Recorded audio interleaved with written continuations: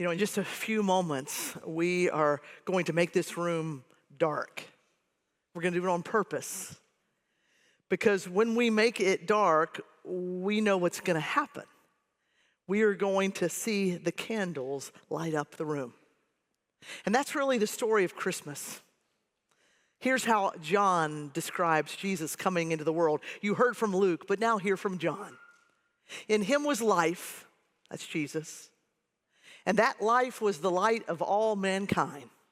The light shines in the darkness, and the darkness has not overcome it. Light is all over the Christmas story. The shepherds see the dark skies brighten up, and an angel appears with this incredible good news, telling them, today is born to you a Savior, who is Christ the Lord. The light had come into the darkness of the shepherd's life. Wise men see a star lighting up the sky. It's like nothing they've ever seen before. They're scholars and they've spent their life studying. So they put their study of the stars and the study of the Jewish prophecies together. And they know they have to go and find what they had been looking for their whole life. The light in the darkness drew them in. Maybe you remember this story several years ago. Mario will never forget what it was like to be in the dark. 32 other miners were with him when the mine collapsed in San Jose. They were trapped for 2 months. And the whole world stopped to watch what everyone was hoping for, that the men would come out of the darkness. Recently, Mario Sepulveda, the second miner who was rescued, gave an interview remembering his rescue. See, he was in this capsule being pulled up through a very narrow gap, and honestly, he didn't know if it was going to work. He told the interviewer, I just wanted to get out to see the light. If you're in the dark, you know you need the light. My sister and I shared a room growing up, and I'm going to admit to you, we had a fight every single night. But here's what the fight was about. I wanted the bathroom light on, and she wanted the bathroom light off. See, I was afraid of the dark. And I'm still afraid of the dark sometimes. Every morning I wake up and I read the news, and the world is dark. It's not kind. There is evil in the world. There's too much even to name. There's division and there's hate. But the darkness isn't just out there. The darkness is in here. See, I'm broken. You're broken. We have fears and we have shame and we have things we don't want anyone else to know. When you're in the dark, you know you need the light. And that's why we need Christmas. See, it's not a coincidence that light is at the center of the Christmas story, because that light, all of that you see, points to the real light. The angels are going to go back to heaven and the stars going to disappear in the sky. But Jesus had come into the world. He came to be light in the darkness. That very first Christmas, Jesus was small and he was vulnerable, and he had given up every one of his privileges for you and for me. He gave up the privilege of being God, and he became human. He was born to a young woman into a place that was usually for the animals. This is not where you expect the God of the universe to lay his head. Jesus was born in a difficult way and in a difficult place. That means every dark and difficult place that you might be today, or you will ever be, is a place where you can experience the presence of Jesus with you. See, that's what Christmas means. There's no experience you go through that Jesus doesn't understand. There's no place that Jesus isn't willing to go to be with you. Tonight, are you feeling discouraged? Are you feeling alone? Do you feel like you're in the dark? Well, Jesus has been there. Do you sometimes feel that you don't matter to anyone or feel hurt by the way others let you down? Jesus understands. See, Jesus came into the darkness to be with you. See, that's what Christmas is about. The birth of Jesus literally changes everything. It makes possible what was never possible before, and it changed everything that first Christmas night and every night since. See, what John said is true about Jesus. The light shines in the darkness, and the darkness has not overcome it. You know, we have our own Christmas lights here in our Bethlehem. Tonight, if you drive down Main Street after the service, you'll get a reminder of what happened here on Christmas Eve in 1741. On top of the Hotel Bethlehem, only Bethlehem will be shining to remind us that Count Zinzendorf named our town Bethlehem with a group of Moravian settlers on that Christmas Eve. He named it Bethlehem so that Jesus Christ would be born to this part of the world. I read an article in the Morning Call today. The Morning Call interviewed the hotel's managing partner about this 50-year-old tradition. And Bruce Haynes took us all the way back to the heart of Christmas. He said, we're turning off the word hotel so that only the word Bethlehem shines on this special night. This helps us focus on the reason for the season, the miracle that occurred in the original Bethlehem more than 2,000 years ago. We also have our own Christmas star. Since 1937, a star has been shining on our South Mountain, at first only during Christmas, but now year-round. I read, digging into history, that after Pearl Harbor, that star went dark because the star's light could be seen 20 miles away, and it made for too good of an air raid target. But days before Christmas, in December 1945, since the war was finally over, the star shined again. Turns out the light on the South Mountain can be turned off. That star can be turned off. The lights on the Hotel Bethlehem, they can be turned off. But this Christmas, what you need to know is that the light of Jesus, the baby born at Bethlehem, can't be turned off. He came to be light.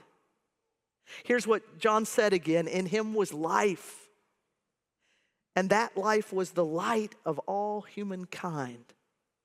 The light shines in the darkness, and the darkness has not overcome it. Do you see that John says that Jesus is both light and life?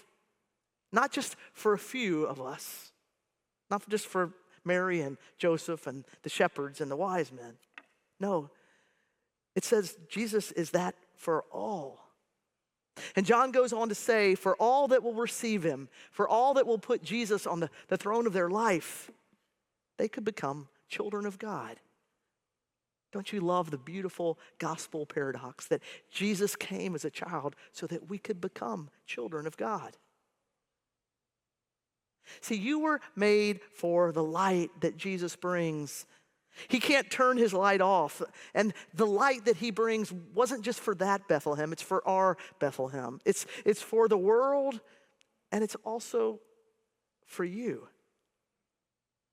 There's no darkness that can overcome Jesus.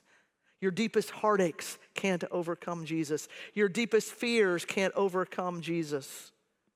Whatever you think of, whatever you are running from, whatever is keeping you up at night, none of that can overcome Jesus.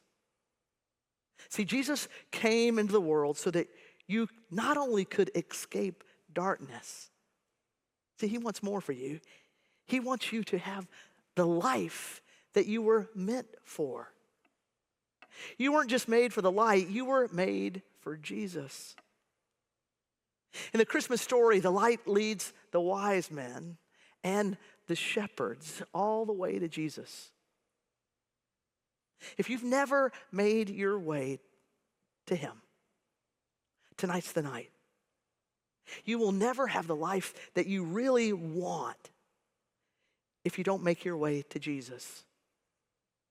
Augustine, the early church father, and the great mathematician Blaise Pascal wrote about this deep human longing that we all have, that we were made to have. They said that God made you and God made me with a God-shaped hole in our life. Nothing else fits that hole. Without God in your life, something is missing. Augustine prayed this. He said, our hearts are restless until they find their rest in you. Have you found that rest? See, at Christmas, God sends the things that we are really looking for, and that's Jesus.